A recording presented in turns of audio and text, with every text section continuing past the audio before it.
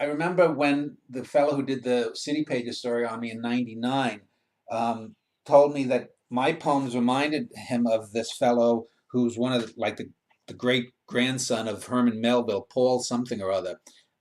Did these longer, more complex poems. I've got the book somewhere. I'm not going to go look for it now. But Paul something, Paul Blackburn? not Paul Blackburn, another guy.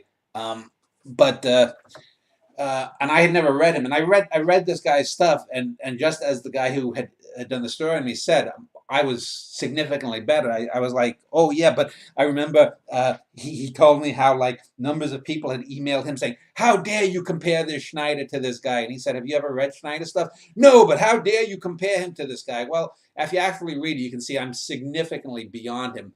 Let me just see here. If you want to ask your next question, I just want to look up the guy's name. Let's see, Melville grandson Paul something or other. Paul Metcalf. Yep, he did. He did. Yeah. So Paul Metcalf did very.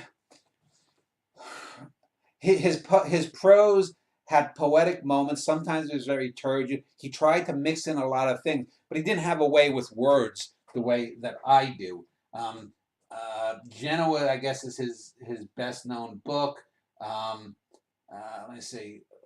If I look up Paul Metcalf here, and I did get a couple of his books though after this guy said it. But I'm clearly better than Paul Metcalf. How dare you say that? He lived from 1970 to '99. American writer, wrote verse and prose.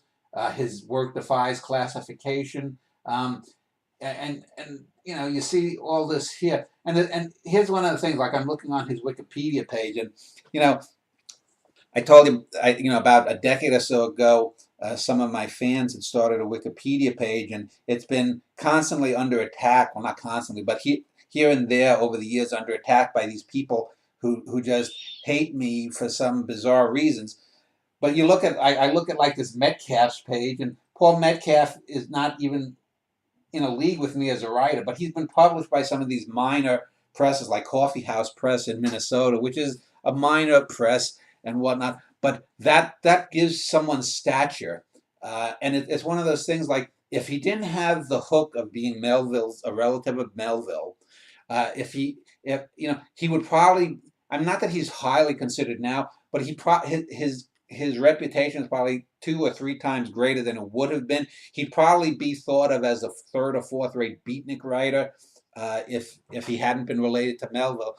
But and I'm not saying he's a bad writer, but he has stuff that you look at his stuff and the first thing I say is like, boy, this is really turgid. This is how you can improve this. This is what happens whenever I read. This is why great writing for me is so good, because I don't have to think about and it doesn't bother me about how poorly something is written. And even when something is merely good, I say, God damn, why did he stop it there? Why didn't he go a little bit deeper into that character? Why does this chapter end here? You could have done this here, whatnot. I'm always constantly thinking of ways to piece things together in ways that are new, fresh, but more importantly, great.